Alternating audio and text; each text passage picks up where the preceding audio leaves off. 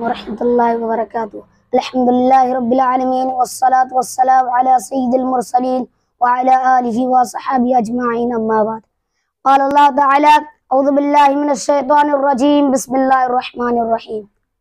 یا ایہا الذین آمنوا ان جاءکم فاسق بنبأ فتبینوا ان تصیبوا قوما بجہالۃ فتصبحوا علی ما فعلتم نادمین۔ صدر محترم، عزیز ساتھیوں، دوستو، میں نے آپ لوگوں کے سامنے سورہ حجرات سورہ نمبر 49 کی آیت نمبر 6 پڑھی ہے۔ اس مناسبت سے میری تقریر کا عنوان ہے چغل خوری کے نقصانات۔ محترم سامعین، نمبر 1، چغل خوری ہمارے سماج میں عام ہے۔ نمبر 2، چغل خوری کے ذریعے دو بھائی کے درمیان، میاں بیوی کے درمیان، کاروبار میں دو پارٹنر کے درمیان، دو دوستوں کے درمیان اور دو قبلوں کے درمیان جدائی کرائی جاتی ہے۔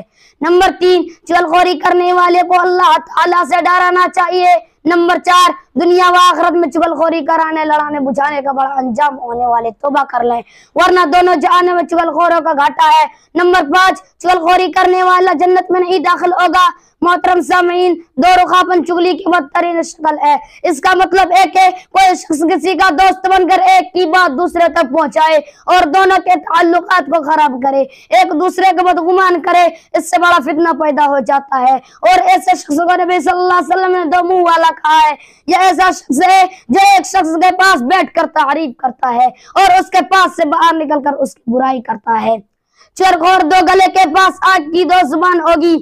سنن ابو داؤد کتاب الادب کتاب نمبر 4 حدیث نمبر 4873 صحیح عن عمار قال قال رسول اللہ صلی اللہ علیہ وسلم ما كان له وجهان في الدنيا كان له يوم القيامة لسانان من نار۔ عمار رضی اللہ عنہ سے روایت ہے کہ رسول اللہ صلی اللہ علیہ وسلم نے فرمایا، جس کے دنیا میں دو منہ ہوئے، قیامت کے روز اس کی دو زبانیں ہوں گی جو آگ کی ہوگی۔ محترم سامعین، چغل خوری کرنے والا جنت میں نہیں جائے گا۔ چغل خوری سے بہت بڑا فساد برپا ہوتا ہے، اسی لیے نبی صلی اللہ علیہ وسلم نے فرمایا، سنن ابی داؤد کتاب، صحیح مسلم کتاب الایمان کتاب نمبر 1 حدیث نمبر 105 صحیح عن حذیفہ قال رسول اللہ صلی اللہ علیہ وسلم لا يدخل الجنت نمام۔ ایک دوسرے حدیث میں لا يدخل الجنت قطات۔ حذیفہ رضی اللہ عنہ بیان کرتے ہیں کہ رسول اللہ صلی اللہ علیہ وسلم نے فرمایا، چغل خور جنت میں نہیں جائے گا۔ خاتمہ، میں اپنی تقریر کو ختم کرتا ہوں ایک آیت سے، سورہ حجرات سورہ نمبر 49 آیت نمبر 6۔ یا ایھا الذین آمنوا ان جاءکم فاسق بنبأ فتبینوا ان تصیبوا قوما بجہالۃ فتصبحوا علی ما فعلتم نادمین۔ اے ایمان والو، اگر کوئی فاسق تمہارے پاس نافرمانی لے کر کوئی خیر لے کر آئے تو اس کی تحقیق کر لیا کرو۔ ایسا نہ ہو کہ تم کسی نادانی کو، کسی قوم کو تکلیف پہنچا دو، پھر تم کو اپنے کے لیے پچھتاتے رہو۔